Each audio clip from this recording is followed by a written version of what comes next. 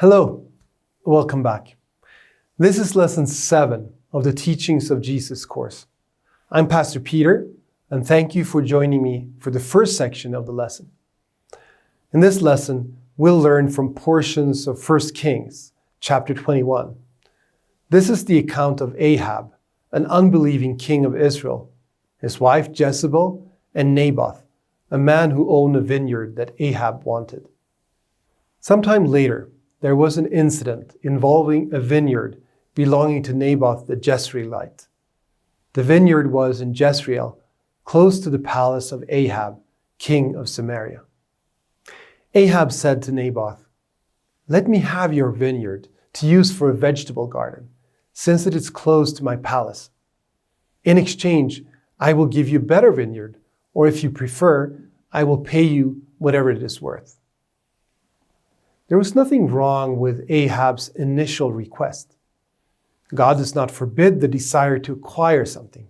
Trade, exchange, and healthy ambition are not bad in and of themselves. But Naboth replied, "The Lord forbid that I should give you the inheritance of my ancestors." Naboth was also not wrong to refuse to sell his vineyard. In this case, his land was part of the inheritance he had received from his family.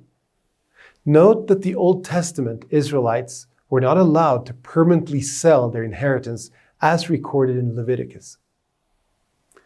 So Ahab went home, sullen and angry, because Naboth the Jezreelite had said, "I will not give you the inheritance of my ancestors." He lay on his bed, sulking, and refused to eat. His wife Jezebel came in and asked him, "Why are you so sullen? Why won't you eat?" He answered her, "Because I said to Naboth the Jezreelite, 'Sell me your vineyard, or if you prefer, I will give you another vineyard in its place.' But he said, 'I will not give you my vineyard.'" Jezebel, his wife, said, "Is this how you act as king over Israel? Get up and eat. Cheer up. I'll get you the vineyard of Naboth the Jezreelite." This is where Ahab and Jezebel begin their sin. The 9th and 10th commandment tells us, "You shall not covet your neighbor's house, and you shall not covet your neighbor's wife, or his manservant or maidservant, his ox or donkey, or anything that belongs to your neighbor." Coveting means having a sinful desire or craving in our hearts for something that God has not given us the right to have. When we envy or covet, it is much like greed. This was the sin of Ahab and Jezebel. Let's continue. "So she wrote letters in Ahab's name, placed a seal on them, and sent them to the elders and nobles who lived in Naboth's city with him. In those letters she wrote, 'Proclaim a day of fasting, and seat Naboth in a prominent place among the people. But seat 2 scoundrels opposite him, and have them bring charges that he has cursed both God and the king. Then take him out and stone him to death.' So the elders and nobles who lived in Naboth's city did as Jezebel directed in the letters she had written to them. They proclaimed a fast and seated Naboth in a prominent place among the people. Then 2 scoundrels came and sat opposite him and brought charges against Naboth before the people, saying, 'Naboth has cursed both God and the king.'" The story takes a sad turn.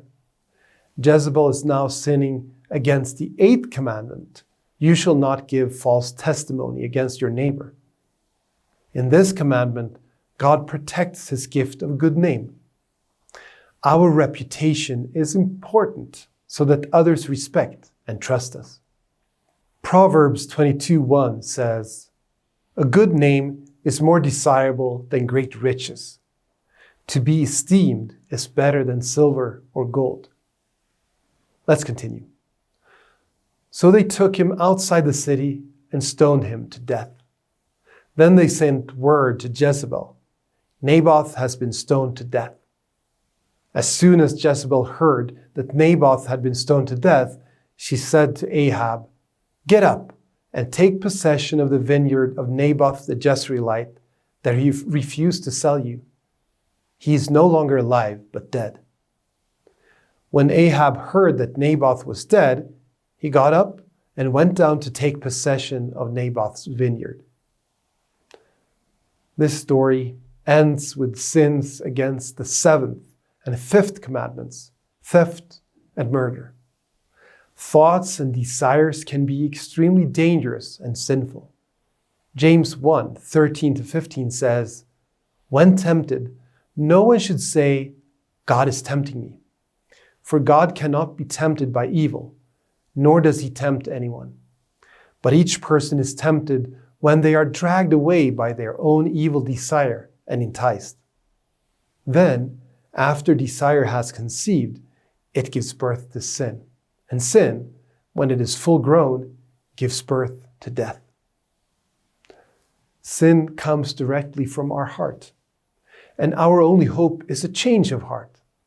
God must intervene, and we have that new heart in Jesus. Let's close our study of the 10 Commandments with a question.